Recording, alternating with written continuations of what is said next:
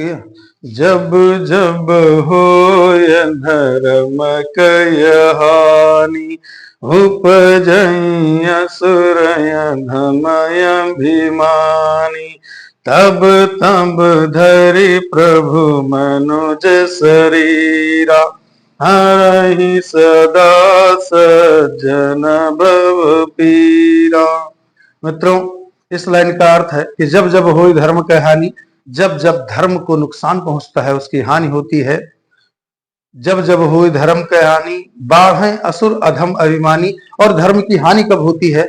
धर्म की हानि तब होती है जब असुर बढ़ते हैं। असुर का मतलब है जो सुर के विपरीत हो, यानी कि देवत्व का मतलब है जो देने वाला हो, जो हमेशा देता ही हो, वो देवता होता है।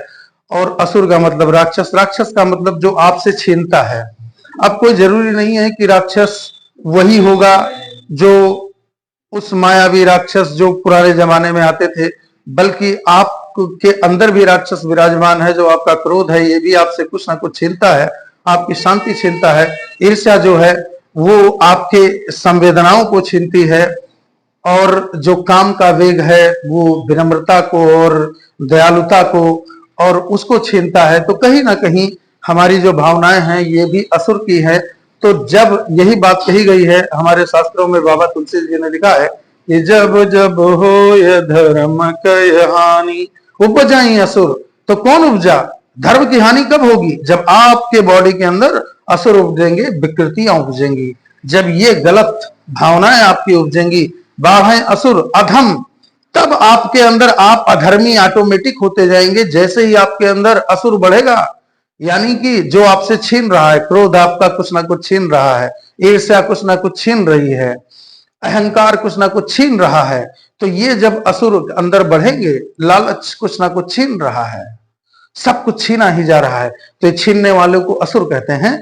तो ये जब बढ़ेंगे तो क्या होगा? आप अधर्मी हो जाएंगे, हम अधर्मी हो जाएंगे, दुनिया अधर्मी हो जाएगी। और यही है कि आजकल के लोभ और लालच, मंदिर में भी गए तो वहां भी वासना ही है, कुछ ना कुछ मांग ही जारी है कि हमें ये चाहिए, फलाना ढिमाका, कहीं कुछ ना कुछ। हर एक आदमी कथा भी करवाता है तो उसके पीछे कहीं ना कहीं भावना यही होती है कि भगवान कल्याण करेगा, उद्धार करेगा, अर्थात हमारी कुछ ना कुछ बेनिफिट देगा। जब वासनाएं हैं तो यही हमारे अंदर के असुर हैं मित्रों। और ये असुर जब बढ़ते हैं तो हम अधर्मी हो जाते हैं और अभिमानी होते हैं। तब तब धरे प्रभु मनुज शरीरा। अब मनुष्य शरीरा, प्रभु, प्रभु तो हर मनुष्य के रूप में है मित्रों मेरे। आप भी ईश्वर ही हैं, ईश्वर कहीं अलग नहीं है, आप स्वयं ईश्वर हैं। बशर्ते एक बार आपने इस दृष्टि से दुनिया को देखा है, अभी आपने इस दृष्टि से स्वयं को नहीं देखा है। जिस दिन आप स्वयं को देख लेंगे उस दिन आप ईश्वर को पा जाएंगे, क्योंकि अभी आप दुनिया को देख रहे हैं। मैंने भी अपने अंदर झांकने की कोशिश की, देखने की कोशिश की, तो परमात्मा, वो दयालु, वो करुणा का निधान, वो परम शक्ति का स्रोत वो उपस्थित है। और सबके पास वो उपस्थित है, हमारे पास भी है, आपके पास भी है। बशर्ते फर्क सिर्फ इस बात का है कि हमारी झोली छोटी हो गई है, देने वाला बहुत बड़ा है, हमारी झोली ही छोटी है। हमने अपनी झोली को कृपणता और लालच बस और संकीर्णता, भय बस हमने छुपा रखा है। हमारे अंदर का जो सबसे बड़ा शत्रु है वो भय है, क्योंकि बहुत सारे हम सभी को भय जो है वो आगे नहीं बढ़ने देता है, वो कहीं ना कहीं बाधा बनकर खड़ा होता है। तो ये असुर है जो हमारे प्रगति को रोकता है, जो हमारे आध्यात्मिक प्रगति को, यानी आध्यात्मिक प्रगति का मतलब है कि आत्मा का बलशाली होना, आत्मा का शक्तिशाली होना।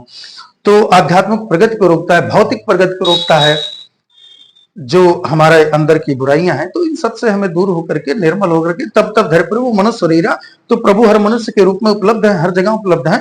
यानी कोई मनुष्य, उसी में से प्रभु की जो संवेदना है, जो प्रभु की चेतना है, जो ये कॉन्शियसनेस है, जो ये समझ है, अंडरस्टैंडिंग है इस प्रकृति की, ब्रह्मांड की, वो प्रकृति की अपनी शक्ति को, अंडरस्टैंडिंग पावर को और मेंटली पावर को ऑटोमेटिक, जब आपके अंदर अपने इन असुरों को आप मार ले जाते हैं तो वो शक्ति ऑटोमेटिक एनर्जी आपके अंदर ये प्रकृति डालने लगती है, और आपके अंदर वह विकास होने लगता है कि आप स्वयं उस मार्ग पर चल देते हैं जिस पर दुनिया आपको भगवान की संज्ञा देने लगती है।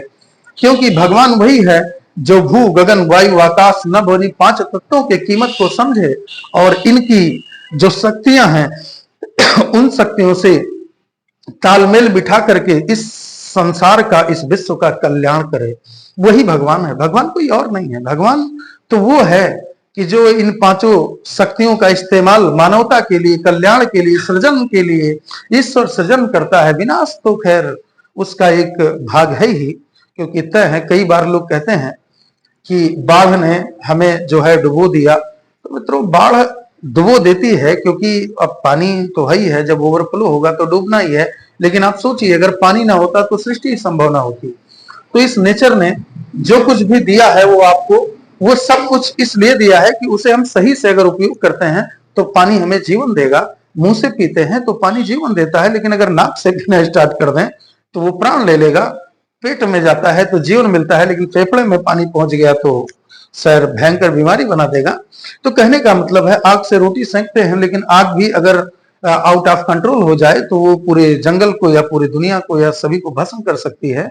तो हमारे अंदर की जो ऊर्जाएं हैं, जो प्रकृति के द्वारा दी गई हैं, इनको अगर हम नियंत्रित रखते हैं तो ये देवता आपको बना देंगी, हमें भी ये देवता बना देंगी। और यदि इन शक्तियों को आउट ऑफ हम कंट्रोल करते हैं, इन पर हम नियंत्रण प्राप्त करने की कोशिश नहीं करते हैं, तो कहीं ना कहीं हम राक्षस बन जाएंगे। और राक्षस बनने के बाद में ये देखिए, जो मैं आप और सबको बोलता हूं तो ऐसा नहीं है, उसमें मैं भी शामिल हूं। मैं भी अगर गलत करता हूं तो ये असुरी शक्तियां हमारे अंदर ही वो व्याप्त हैं। आजकल राक्षस बाहर नहीं होता है, अंदर ही व्याप्त हैं, और ये हमारी शक्तियां ही हमें विनष्ट कर देंगी, हमारी शक्तियां ही हमें समाप्त कर देंगी। अब देखिए, रावण की बहुत सारी शक्तियां थी, लेकिन उसमें एक शक्ति उसकी थी अहंकार और क्रोध। ये दोनों शक्तियों ने उसका सर्वनाश कर दिया, सारी शक्तियों पर पानी फेर दिया। तो ये सबसे हाई फाई शक्ति है, सबसे आगे रहने वाली। तो ये यदि इन शक्तियों को आप थोड़ा सा रेगुलेट करते हैं तो निश्चित तौर पर आप देवत्व और महानत्व को प्राप्त होंगे।